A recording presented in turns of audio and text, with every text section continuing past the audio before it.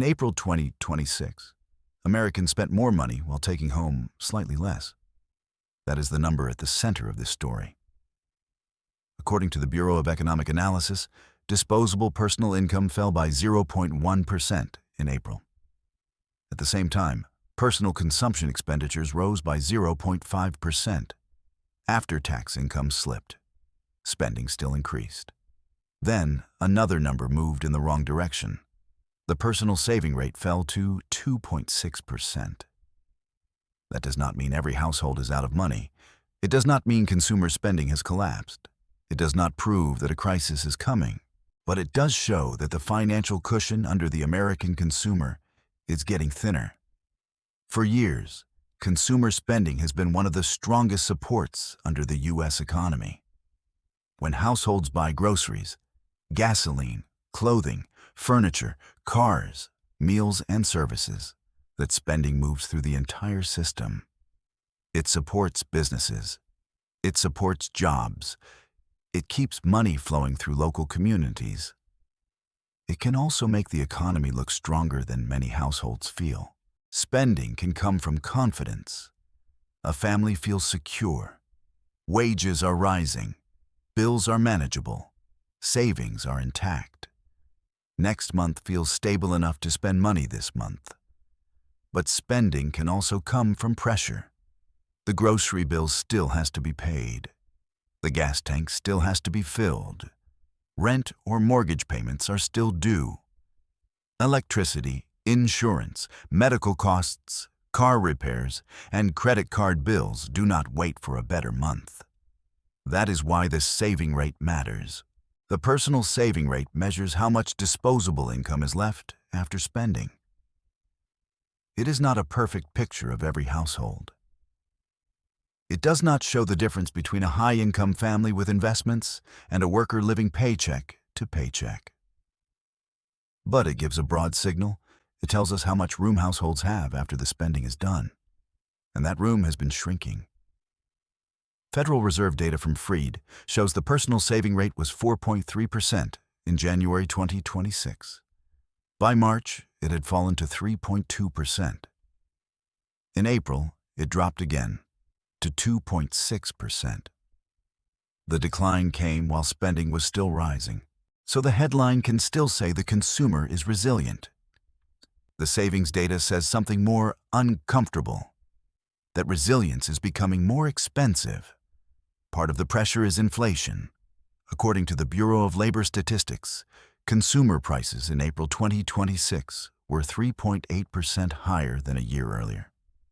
Food prices were up 3.2%. Energy prices were up 17.9%. For households, those numbers do not live on a chart. They show up at the grocery store, at the gas station, in utility bills, in the cost of moving goods across the country. When essential costs rise, families lose flexibility. A household can delay a new appliance. It can skip a vacation. It can eat out less often. But it cannot stop buying food. It cannot stop using electricity. It cannot stop commuting to work. That is where the squeeze begins. The economy can report rising spending while families feel less secure. Retail sales show the contradiction clearly. The Census Bureau reported that retail trade sales rose 0.5% from March and 5.2% from a year earlier, in April 2026. That sounds like strength.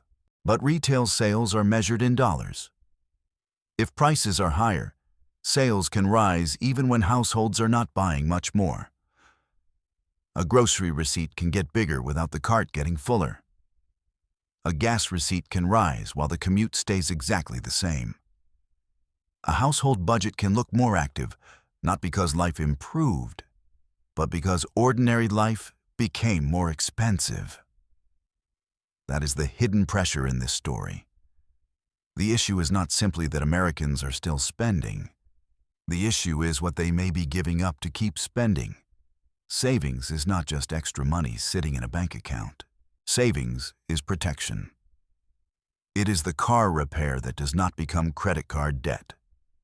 the medical bill that does not push rent into danger, the emergency fund that gives a worker time after a job loss, the small margin that keeps one bad month from turning into 6. When that cushion shrinks, households become more exposed. The Federal Reserve's consumer credit data adds another piece. In the first quarter of 2026, consumer credit grew at a 3.2% annual rate. Revolving credit, which includes credit card borrowing, grew at a 3.8% annual rate. That does not prove every family is relying on credit cards to survive. But it does show borrowing remains part of the consumer story. And when savings falls while credit grows, more pressure shifts onto household balance sheets. The New York Fed reported that total household debt rose slightly in the first quarter of 2026. It also reported that 4.8% of outstanding debt was in some stage of delinquency. That is not a collapse, but it is a warning sign of stress under the surface. The point is not that Americans have stopped spending. They have not. The point is that Americans are still spending while becoming less protected. That matters for workers because having a job does not always mean feeling financially secure. A paycheck can arrive every 2 weeks and still disappear too quickly when groceries, gas, utilities, rent, insurance, and debt payments take a larger share. It matters for businesses because consumer spending is revenue. If households keep spending by using savings or credit, sales may hold up for a while. But that is not the same as spending powered by stronger income. It matters for retirees because inflation can hit fixed incomes especially hard. A retiree may have fewer ways to raise income when food, energy, insurance, or housing costs rise. And it matters for the middle class because middle-class pressure is often quiet. Many households still look stable from the outside. They are working. They are paying bills. They are shopping. They may own cars, support family members, and show up in the economy as active consumers. But inside the monthly budget, the margin is smaller. The emergency fund is thinner. The credit card balance is harder to bring down. The retirement contribution gets delayed. The dental visit waits.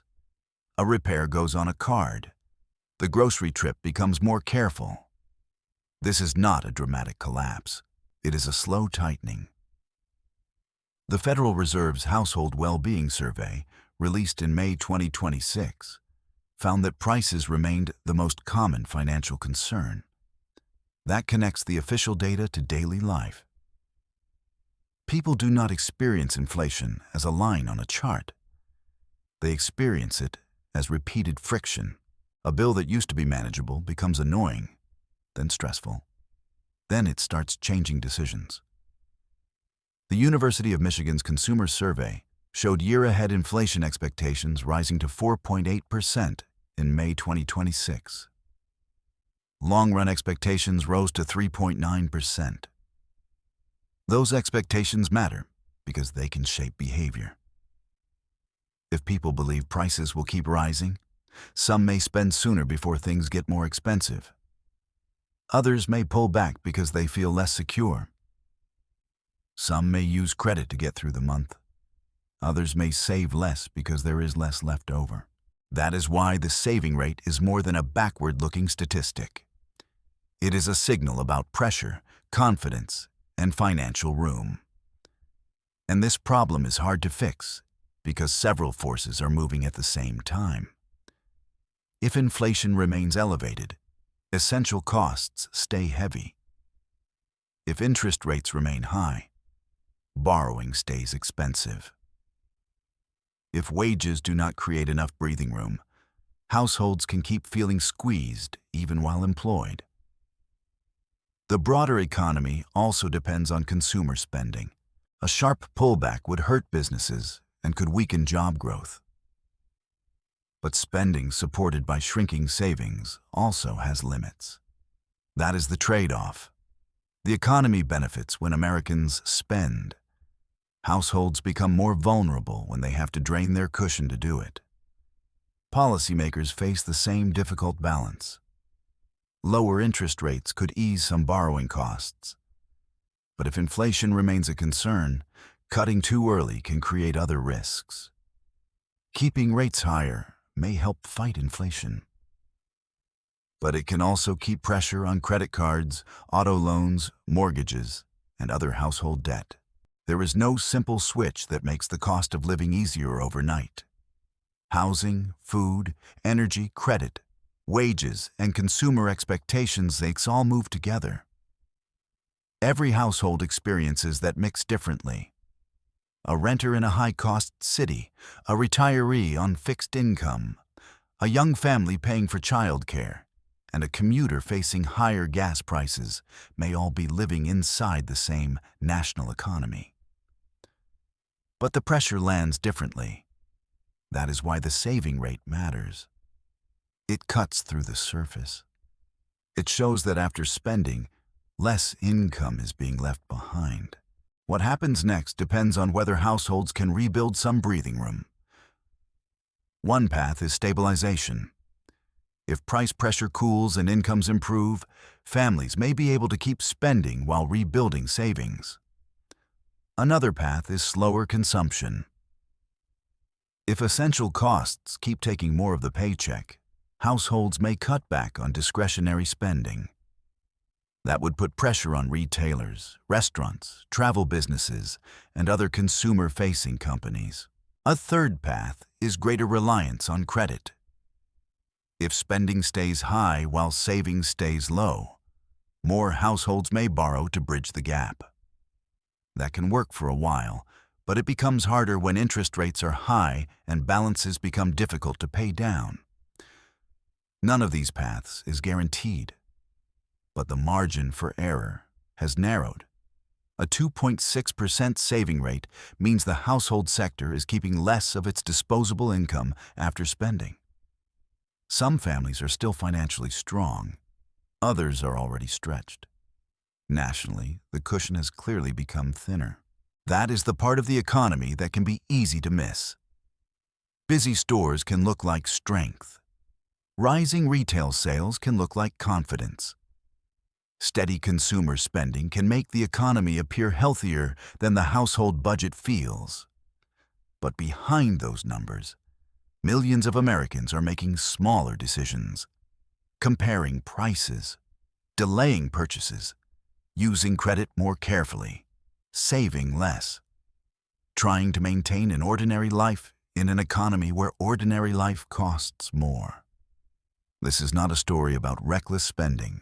It is a story about the cost of staying in place. The same commute, the same groceries, the same rent or mortgage, the same electric bill, the same insurance payment, the same debt obligations. When those costs take up more of the paycheck, savings becomes the pressure valve. And in April 2026, that pressure valve got smaller. The U.S. economy is still supported by consumer spending. But the strength of that spending depends on the strength of the households behind it. If Americans are spending because incomes are rising and savings are secure, that is one kind of economy. If they are spending while saving less, that is another. The difference matters. Because the warning is not that Americans stopped spending. The warning is that they kept spending while the cushion underneath them quietly disappeared.